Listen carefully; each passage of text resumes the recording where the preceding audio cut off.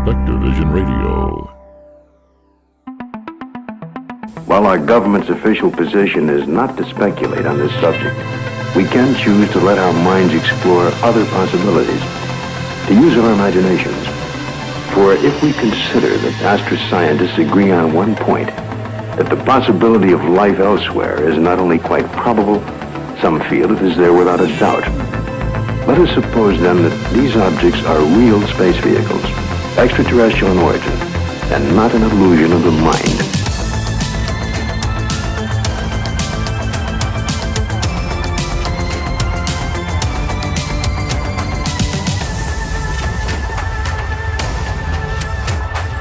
I'm Ryan Sprague, and you are now somewhere in the skies.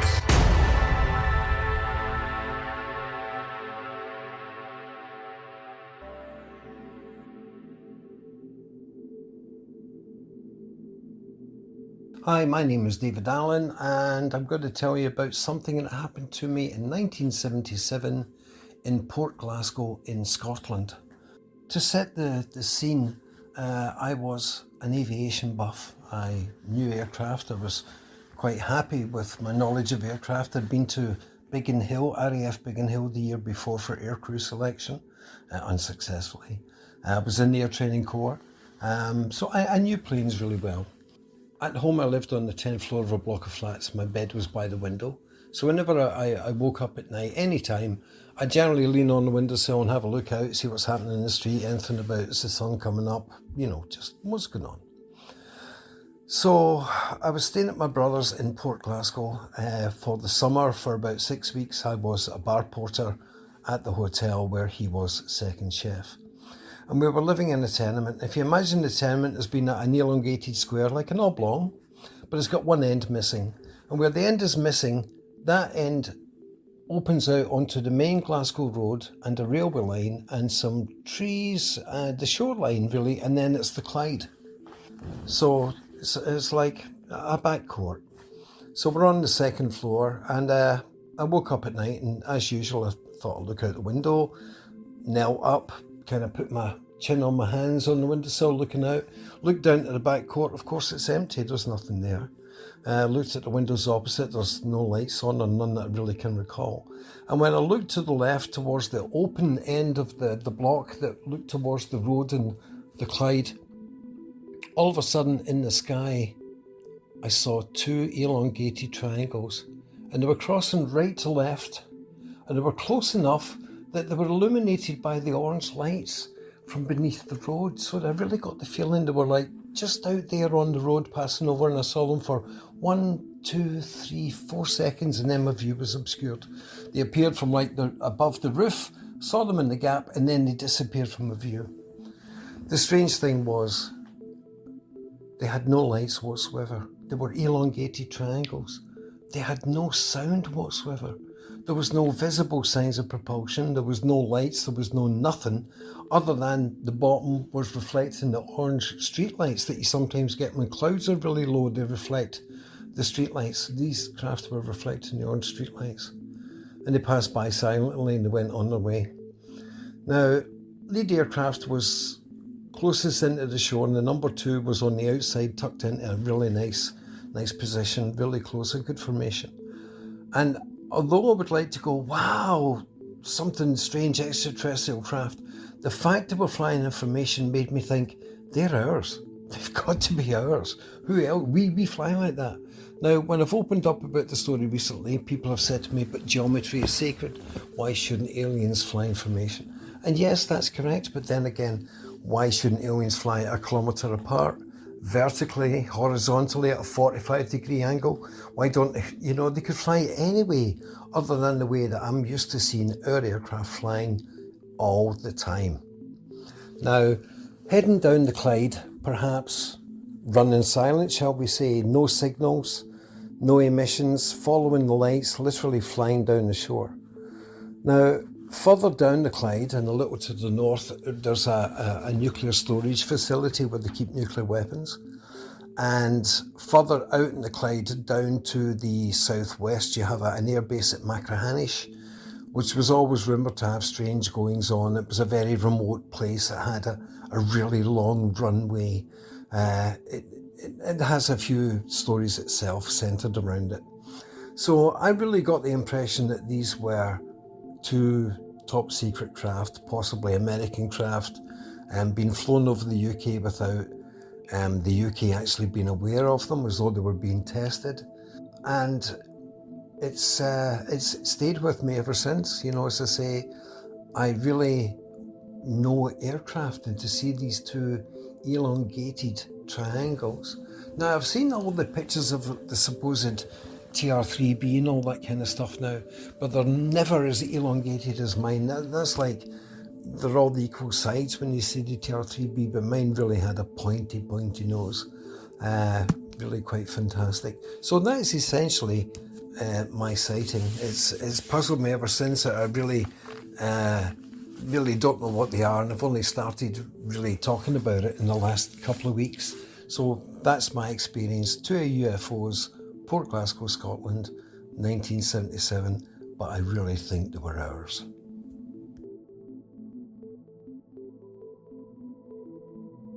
Hi, Ryan. My name's Trisha, and I'm going to share with you my first UFO sighting. So I am from Saratoga, California, and this experience happened when I was 16 years old in 1986. And Saratoga is a nice suburbs, very close to the foothills and the Santa Cruz Mountains, which are very pretty redwood trees. And Saratoga is in the area of Silicon Valley, where all the tech industries are. And at that time, there wasn't all the tech industries that there are now, but there was still Hewlett-Packard there, and NASA, and Lockheed, and Moffett Field. Although I don't think even then Moffett Field was open still. And so I was at my boyfriend's house, and it was, let's say 9:45 p.m. And we got in his El Camino, and he backed out of the driveway, and he lived in a really nice neighborhood, like 2 miles from where I lived. And so in this neighborhood, it was where you would drive under 25. So you would be probably driving 20 miles per hour, 15 miles per hour. And so he backs out of the driveway. I don't remember what month it was. And it was pretty clear skies. And then, so now we're starting to putt down the street. And he lived, the house next to him was on a 4-way intersection. And I don't think that this intersection had stop signs. I think it was just more of a yield area because of the area that this particular section was pretty easy to see where the cars were coming from. So either that or that where we were going didn't have a stop sign, and maybe going the opposite direction had a stop sign. So we are coming up onto the 4-way spot, and I look up and to my left through the windshield, and I could see this round object floating, hovering in the sky above a pine tree. So let's say this object was a pine tree and a half up in the air. Not really high. It was very clearly, you could very clearly see it. It was like right there. And so it was hovering like above these houses. And from where we were, we just stopped right there before crossing the intersection. I was like, what is that? And it was the size of, like, let's say a Volkswagen Bug. And there were these lights that were, I'm trying to see how I can describe it as best I can, in the center of this round object. And I was trying to, like, as I think about it, trying to figure out, were the lights circling this object was it circling, or was the lights just changing colors around the outside edge of this circle object? So like if it was going from red to blue to white, or, something like that, like the colors changing like that. And I don't think that there was any windows. It was just sort of a solid object. I could not believe my eyes. And I said to him, don't go any closer. I was totally afraid that if we kept driving down the street towards it, that it would hover above us and then a beam of light would come down and suck us up. I remember thinking that fear of that. And so he kind of just started creeping forward on the road, and he just said, I just want to go past it. I want to see the other side of it.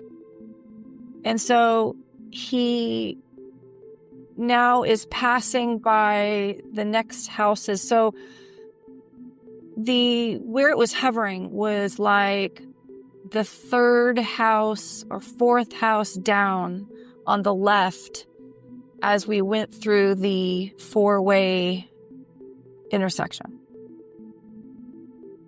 And so then the road kind of curved to the right. So we went into the curve, and then he made a U-turn and is now just turning back around and now facing this, looking at this object through the windshield from that perspective. And then the object sort of moved a little bit down. So now it was sort of hovering above a different house to the left. And then I remember a helicopter flying nearby it, like kind of came over to it sort of, and then flew past it and then went away. And that, over the years you learn about helicopters being seen near these UFOs. And so we were just, I was having a hard time believing what I was seeing. Like my eyes, like I was like, when you kind of want to rub your eyes, like, am I seeing this? So we were sort of, we were having this experience together, and it was mind-blowing. That this object was just hovering in the air like this. And so we sat there and watched it for, I don't remember how long it was. It could have been 10 minutes, 15 minutes, somewhere in there, I think. And then all of a sudden, as it's just right there hovering, just in place, it shot across the sky, just like Star Trek, like from 0 to 1,000, just 1,000 miles per hour, a zillion miles per hour across the sky. And watching it go was just really also mind-blowing to see how big the sky is as you're watching something shoot across the sky so fast, and to be able to watch it for a little while until you couldn't see it anymore. And I don't remember what we talked about it. I remember that I was late getting home, and I remember thinking to myself that I was going to have to say to my dad, or would I need to say to my dad, sorry, I was late because we were watching a UFO. And so I don't even think that he even noticed I was late. So I don't think I even had to say anything. And then, so the next day I was back over at his house, and he must have told his mom. And his mom showed us the article in the newspaper. It said, like, the title was Lights Above Saratoga Returns. We were just, wow. And so apparently there was something going on, and it said something like second Tuesday in a row, a light in the sky above Saratoga. And then somehow this person who wrote this article interviewed different people around the area who saw it. And if I could go back in time, I would have tried to get a hold of that guy and asked him questions. Because what I wonder is, was there more than one that particular, each night? Because I remember that specifically him mentioning there was a girl that was at the local community college that it's like from where his house was to the community college was like, let's say a at least 5 to maybe 8 minute drive or something. Not far away, but you would not be able to see from that spot where we were from the community college, her looking up in the sky and seeing the same thing. So it must have been either that same object moving around the town and then hovering, or there was multiple ones. Because it said that she left her class to go walk to the bathroom, and then so she saw it and then laid down on the grass to watch it. So it said, so Moffett Field knew nothing, the airports knew nothing, no one knew anything about this. No one came forward, like, what about this helicopter pilot? So, yeah, that was very interesting in my life. And so it made me even more watch the sky. And I started seeing other, not that close, but I, over the years in that area, have seen, I don't want to say many, like, let's say 5 at 5 other different times-ish, where I've seen where it's that one light higher up in the sky, but not as high as a satellite, but let's say as high as, I don't know, a local airplane coming near to land at the more of the local airport, where it's not flying the same flight pattern as the regular airplanes in that area. And there was only one light, and it was just like a white light, and there was no sound. So, what else was I going to say? What else was I going to say? Oh, yes. Okay. So, I feel that what came to me about it was the possibility that it is a government thing.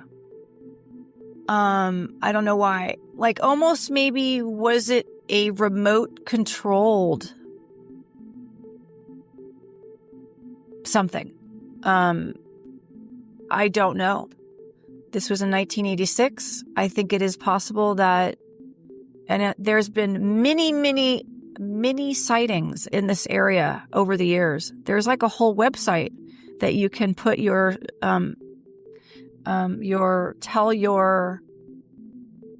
sighting, in this area of the Bay Area. All over the Bay Area, there's been sightings.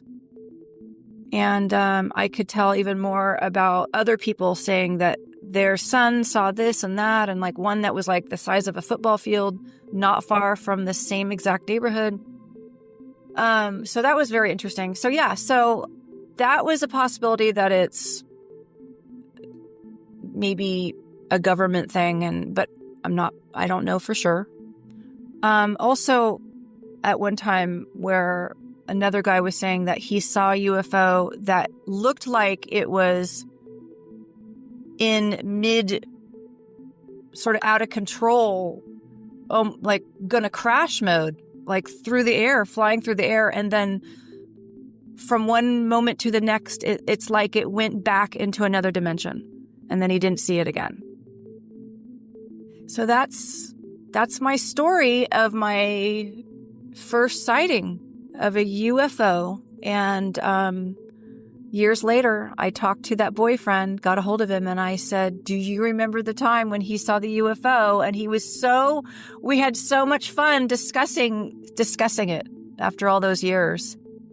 So that's my story. Thank you for listening. Bye.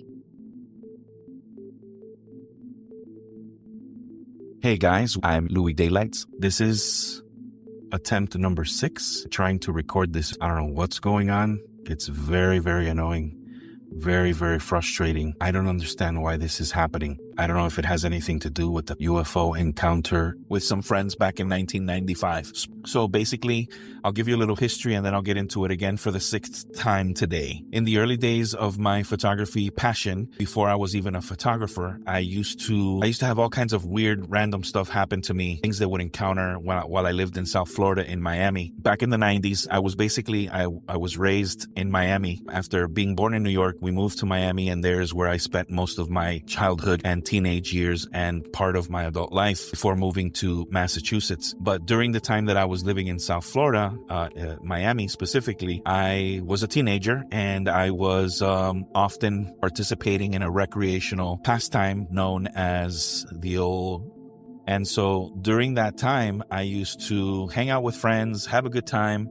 I had trouble keeping a job. I had trouble being a good student. I had trouble doing a lot of things because my recreational use of this kept me from being all those things that I needed to be. So basically what happened is I was pursuing to be an actor.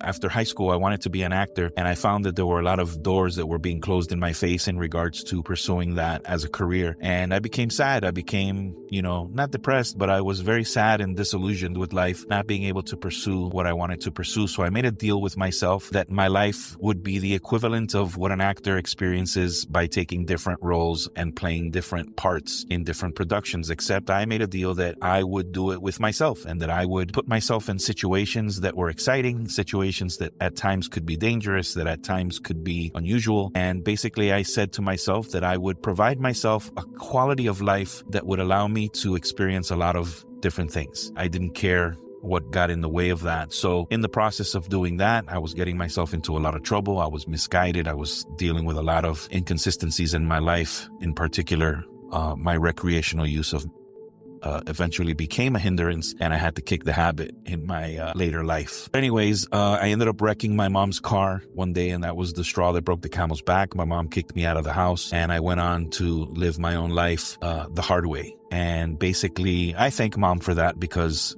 ultimately it forced me to become a responsible individual, and I learned how to do everything I had to do at that point. But basically, in a nutshell, as I was encountering life and participating in a lot of random activities, I remember telling stories to my friends all the time about all the adventures I was getting myself involved in and the things that I would witness. And my buddies were just like, dude, you should get a camera, because everything that you experience is worthy of taking photos and document. So get a camera. So I was like, that's a good idea. And I ended up buying a bunch of fun saver cameras, and I'd keep them in my glove compartment in my car. And every time I'd get into an adventure or something random would happen, I'd pull out my camera But in any case, in 95, I got together with a group of friends and we basically decided that we were going to the Florida Everglades to see a meteor shower that was scheduled to take place that night. We ended up ultimately not seeing not even one shooting star for whatever reason. The meteor shower didn't happen. And that happened often to us. I remember friends on different occasions saying, hey, on Friday it's supposed to be a meteor shower and the temperature and everything's going to be perfect for us to see it. There won't be any clouds. And we'd go out to the Florida Everglades at the right time to see it. And many times we wouldn't see anything. So that was kind of frustrating. But on this night, we went to the Florida Everglades. And if you know anything about the Florida Everglades, it's basically a government protected land. It's miles and miles and miles of swamp out in the southern part of Florida over on the west coast. And basically, this area lends itself to anything that you want to see out in the sky because basically there are no city lights at that point. There was one casino. It was the Miccosukee Indian Casino. And back in 95, they were the only ones who were allowed to have a casino. And that casino was out there. But it was super deep, super far away. Anyways, a few friends and I, we got into 3 different cars with our girlfriends and we all just went out to hang out and party. And basically during that time, we had gone out there. We were waiting to see shooting stars and maybe a meteor shower, but ended up not happening. So at some point, I remember I went to use the bathroom over on the far end of the parking lot. Oh, so basically, it's a 2-lane highway down in the Everglades. You take this road called Chrome Avenue. There's a prison like way deep out there, and it's where you have to go to get there. And it's a 2-lane highway, one coming this way, one coming the other way. And basically, every few miles, there's a little parking area where you can park, rest, and whatever. And then there's just on both sides swampland as far as the eye can see, Everglades. And the Everglades is basically just swampland. Went out to use the bathroom off on the other end of the parking lot after a couple of hours of hanging out there with our buddies. And while I was using the bathroom, I looked across to the other side of the road where the Everglades were on that end. And as far as the eye could see, it was pitch black. And all of a sudden, I see 2 eyes looking at me. And I was like, what the heck is that? 2 eyes looking at me. And there was 2 eyes looking at me from the other side. And I remember looking and saying, what the heck is that? And I'm looking. And the eyes that I could see, they weren't eyes that were reflecting like a cat's eyes, for example, or raccoon's eyes, where when you shine a light or there's something in the distance that's illuminating the eyes that they reflect. It wasn't like that at all. It was like 2 eyes that were literally lit up. Like they were illuminated. And I could see a scowl. There was like a shape to them that were really quite creepy, or 2 little yellow little eyeballs. And I couldn't figure out what it was, right? Because on the other side, if you know anything about the Florida Everglades, it's swampland. It could be anywhere between a few inches to like 3 feet of water, and it's all mud and muck. And there are no like land areas, you know. There are little areas that maybe are higher than some other areas, but it's all mud and muck. You know, there aren't people walking out there, living out there, you know, unless they're on houses with stilts or anything like that. We weren't anywhere near any of that. So right off the other side of the highway, where there are no trees or anything, is just blades of Everglades. I was surprised to see what the heck it was, and it was about 2 to 3 feet high, and they were looking at me and they were blinking, and I could see the eyes blinking. So I get done using the bathroom and I run back and I tell my friends, I'm like, guys, you got to come see this. They're eyes looking at me from the other side of the road. Everybody comes all excited, looking for fun, and the eyes were blinking, and the guys were like, man, I'm gonna go across the street and take a closer look. And you know, the girlfriends were getting mad. No, don't do it. So we're trying to figure out what it was, and we knew it wasn't an alligator because alligators don't stand 3 feet high, and raccoons can't be 3 feet high, and possums or turtles can be 3 feet high. So we know what other creatures that are out in the Everglades, even anacondas or snakes, pythons, they don't stand 3 feet high and have eyes that light up. So we were at a loss to what was going on. And at some point, we were all gonna like walk across the street. And as soon as some of the guys like got excited about trying to do that, all of a sudden the 2 eyes that were looking at us like stood up, and now they were like 6 feet high. So everybody freaked out. It was like, what? A couple of eyeballs looking at us from the Everglades that were 2 to 3 feet high. Now all of a sudden it seemed like it stood up and it was like 6 feet high, or like the height of a tall person. We were flabbergasted. We freaked out. Everybody ran back to the cars and we're like, we're done. We're not going to go investigate that stuff. It's really weird. It's really unusual. We're not going to mess with it anymore. And we all just went back. And so we were out there just kind of dancing and grooving and hanging out. And we just decided we didn't care about what was out there enough to go investigate it. And we forgot about it, right? So we were back in the parking lot area on the other end, about 100 yards from where we saw these creepy eyeballs. And while everybody was having a good time, I stayed kind of like a little bit freaked out by what we had seen. And I didn't get over it as easily as everybody else did. And I just kind of became pensive, and I started focusing on keeping an eye out on the Everglades, now on the other side of us, right? So we had seen it. It was basically kind of behind us on the other end of the parking area. Now we were facing the other end of the Everglades, where it was also miles and miles of swamp. After some time, I start to hear a hum. It was like,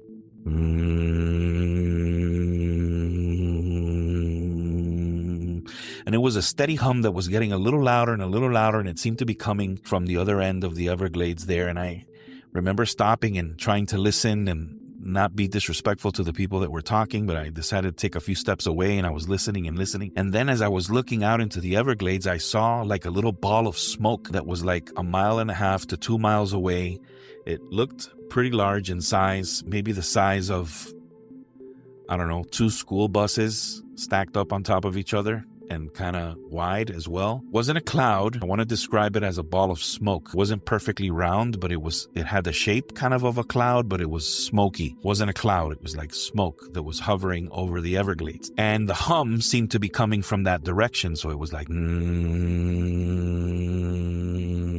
I was thinking, what could it be? What could it be? But there was this ball of smoke that was kind of hovering over the Everglades where the hum seemed to be coming from. And then all of a sudden, after a couple of minutes of seeing that, got the attention of a couple of the guys, and I said, guys, check this out, man. Listen to that hum. And slowly but surely, the whole crew of us who were out there got quiet, got really focused on what I was hearing, and everyone started to hear it. And they were like, oh man, what is that? We're trying to figure it out. And I point out the ball of smoke, and everybody was kind of looking at it too. And they were like, man, that's really weird, because there are no clouds in the sky. There are no lights out there. Everything was really pitch dark. Yet here was this gray ball of smoke kind of hovering. It wasn't dissipating, and it wasn't getting fuller, and it wasn't coming from the ground. It was just kind of steadily hovering over the horizon, like I said, about 1 mile to 2 miles away. And we're staring at it, and we're staring at it. And all of a sudden, in front of all 15 of us, this ball of smoke implodes into itself.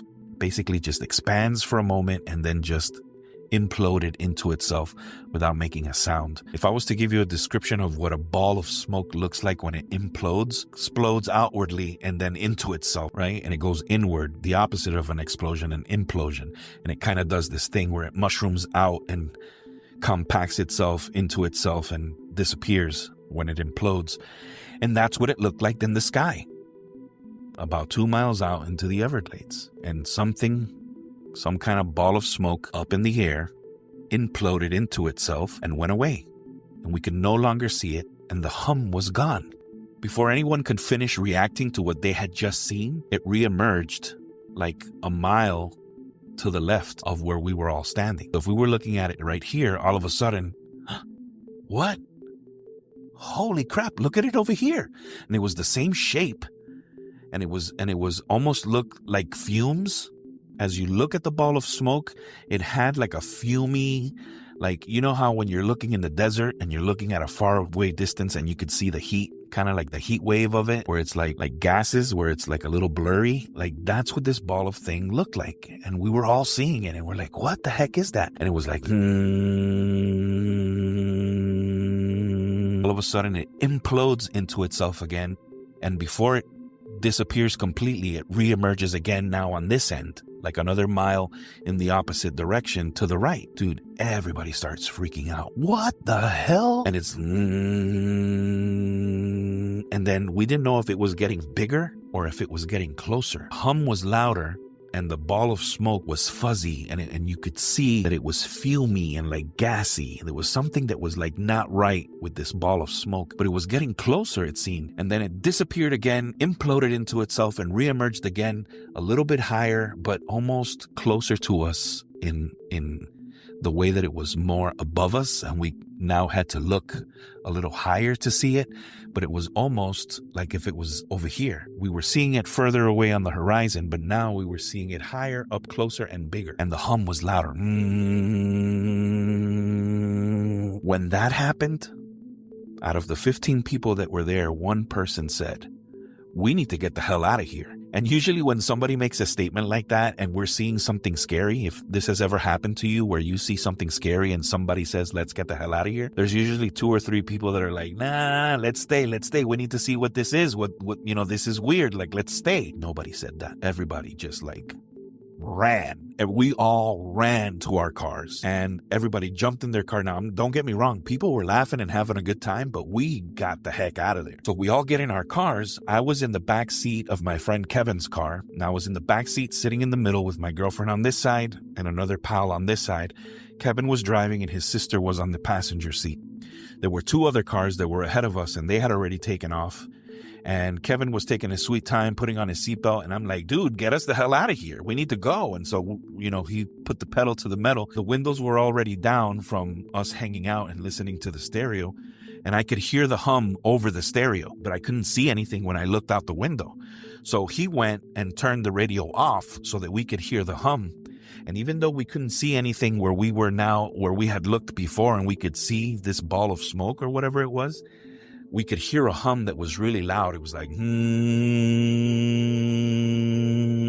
it was loud enough now that if we talked, it was still louder than our voices. And it sounded like it was right above us. So then all of a sudden, like we didn't hear it for a second. And then all of a sudden the ball of smoke was parallel to us, almost like parallel to the highest blades of grass on the Everglades. And it was like less than a mile.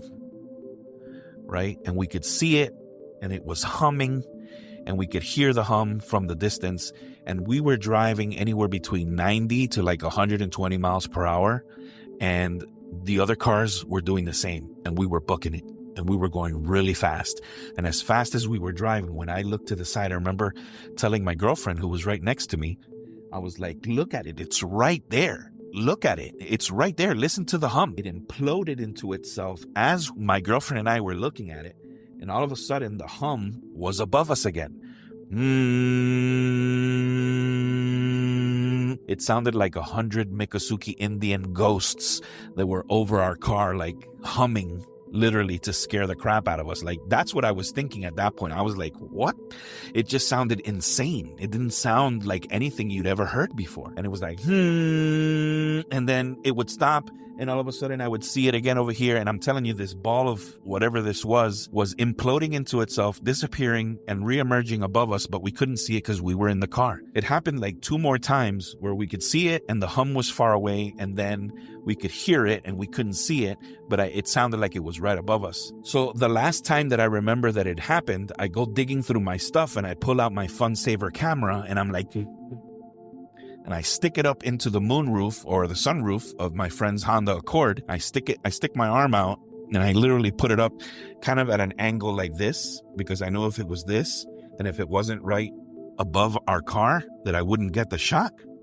So I held it kind of at an angle because I felt like it was more behind us than over us. So it was just a composition. It's my thing for photography. Like, my composition is always like, that's my favorite part of any shoot that I do. It's always about the composition before anything else. So I stick the camera out and I hold it that way, kind of like this, and I click the camera, click, it takes the photo. And then we just keep hauling butt, man. Like, we got the heck out of there. And I remember that when we got back to civilization, everybody was freaking out and we lost contact with the cars that were ahead of us. Everybody went home. There were no cell phones in 95. So everyone just went home. And I remember when we got to my friend Kevin's house, I told him, dude, I took a photo of it. I know that I did because I clicked it. And he said, well, did you use the flash? Because if it's a ball of smoke, you're not going to see anything in that picture. It's pitch black. And I was like, yeah, you're right. I didn't use the flash because I didn't think, it was a button that you had to hold down for a few seconds, wait for a red light. And that would have been an eternal 7 seconds to wait for that so that I could take the photo. So I didn't do it. I just took a photo without a flash. And so pretty much I felt like I didn't get the shot, and that Fun Saver camera went back into my glove compartment. And like I always did is I would shoot, and I would often have numerous rolls of film lying around waiting to develop for whenever I had extra cash. And because I was a teenager and I didn't have a lot of jobs that I could keep, or I wasn't making a lot of money, I often put to the side the need to develop rolls of film, and I would use my money for other things, and it was kind of the thing that I always did. And so sometimes I'd shoot and I wouldn't develop any particular roll of film till like weeks or months later. And so because I didn't have the urgency of thinking I'd captured anything with that one shot, since I didn't have the flash and it was pitch black, I just didn't put any effort into going to do that. And it wasn't until a couple of months later that I talked to my friend Mickey Mouse. Mickey Mouse was a family friend of my mom's, and Mickey Mouse used to live in our house. My mom used to rent rooms, kind of like Forrest Gump's mom. She used to rent rooms. Well, she used to rent rooms, and Mickey Mouse was a guy that he lived with us, and my friend Poochie called him Mickey Mouse because he never talked. He was always really quiet, and he just had this big smile on his face all the time. And he would be like, "What's up with Mickey Mouse, dude? Why is he always smiling?" And I'm like, "I don't know, man. Mickey Mouse is a funny guy." And so it was so funny, like we gave him that nickname that even my mom called him Mickey Mouse, and it was hilarious. So Mickey Mouse used to work at a photo lab in Hialeah, and he didn't give us stuff for free, but if I took a bunch of film, he would take care of it pretty quickly for me, and he would deliver it to me and all that. So I gave him one night, like, I don't know, maybe 4 months after this happened, I gave him like 2 of my FunSaver cameras and like 3 of my black and white rolls of film, and he took it to the lab, and then he brought it back to me a couple days later. I was going through all the photos, and I was like, "Oh man, here's some pictures from that night we went to see the meteor shower." And then I said, "Oh man, the one picture of the thing above the car, like, I wonder if I got it." So I start going through the printed pictures that he gave me, and there it was. There was the picture. I knew it was the picture of the spaceship. I'm going to call it a spaceship because we're convinced 15 of us saw it. There was no way around it. We knew what we heard. We know what we saw. We know what we experienced. And I don't know if the eyeballs that we saw looking at us on the other end of the Everglades, I don't know if that was connected to what we saw, but I have this picture, and I know it doesn't coincide with any kind of typical UFO that anybody has ever seen or reported, but it's undescribable. It was from that roll of film. It was a photo I took sticking my camera out of the moonroof or sunroof of the car. Whatever it was that was hovering over us, this is a picture of it. So basically this is what happened. This happened in 95, and I think it was already 96 by the time I'd had printed photos of this, and I was obviously still hanging out with my friends, so they all got to see the photo, and everybody freaked out because they thought, we were all there, we know what we encountered, we see the photos from that night, this is the picture that was taken. Like, there was no disputing it. That was a photo that I took. Then digital photography happened, and film photography became a thing of the past, and I had the negatives of these photos from that night, and then I put them away. I had this shoebox where I would keep a lot of my photos, and I had canisters. So this day, rolls of film that I hadn't developed, that I carried around with me as I moved to different things. And as I was growing older, I moved probably like another 8 times before I was 30. And I just lived everywhere, and I participated in so many different adventures that I lost track of a lot of my stuff. A lot of stuff I left at my father's house when I ended up moving out from there. And it wasn't until 2018, when my father passed away, that I went back to Florida. I've been living in Massachusetts since 2013.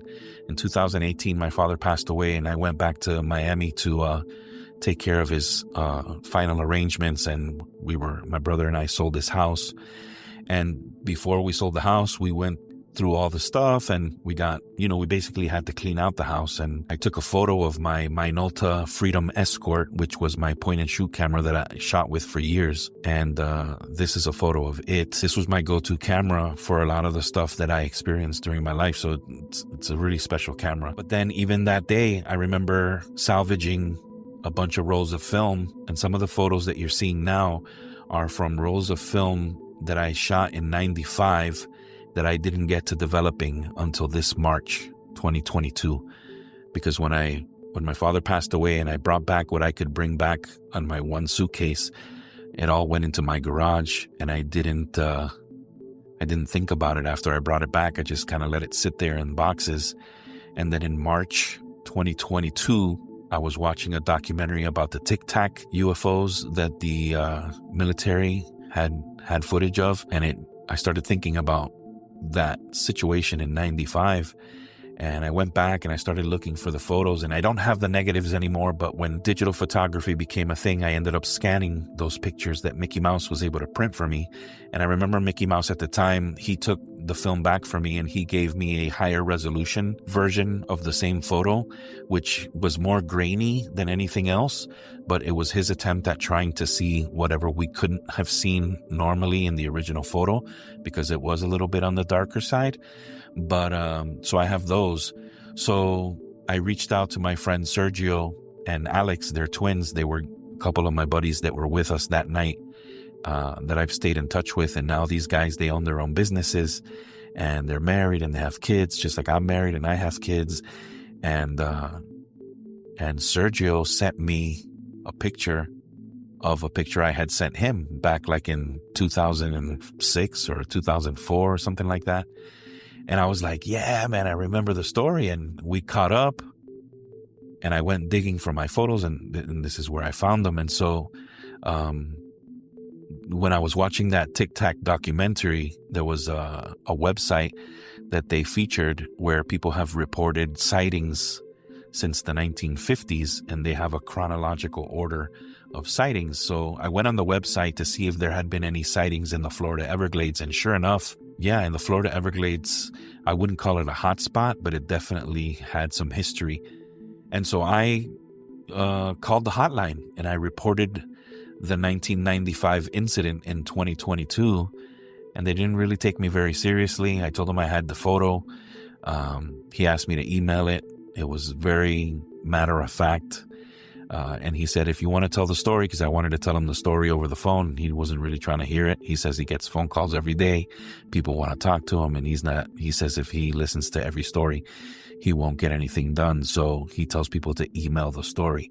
So I emailed the story, never heard back. I accompanied it with the photograph, never heard back. And I just felt like it was time to share that story, because it is tied into my photography life, and it is tied into my youth, my teenage years that I'm enamored with, because it is part of my life. I thought I'd share that with this community, and maybe I'll make some new friends that aren't necessarily film buffs, but UFO buffs like me and my pals. So that's my story, and I'm sticking to it.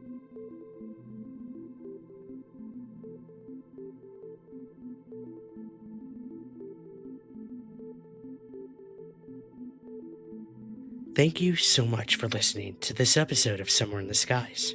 If you enjoyed the journey, be sure to subscribe on Spotify and Apple. And please take a moment to rate and review. It helps more curious minds discover the show. If you want early access, bonus episodes, and behind-the-scenes content, you can join our community over at Patreon. Just visit patreon.com/somewhereskies. And I want to take just an extra moment here to ask you for a favor. If possible, please subscribe or follow Somewhere in the Skies on Spotify specifically.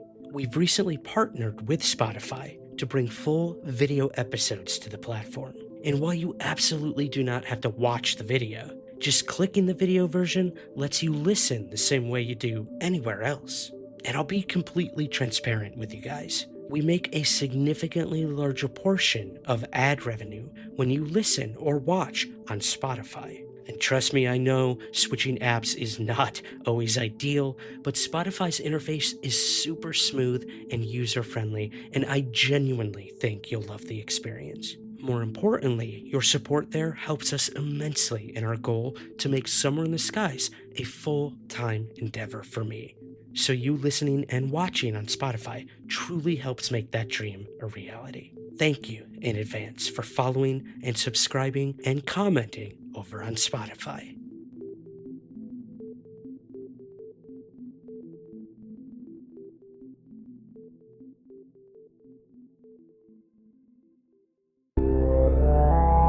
Spectre Vision Radio.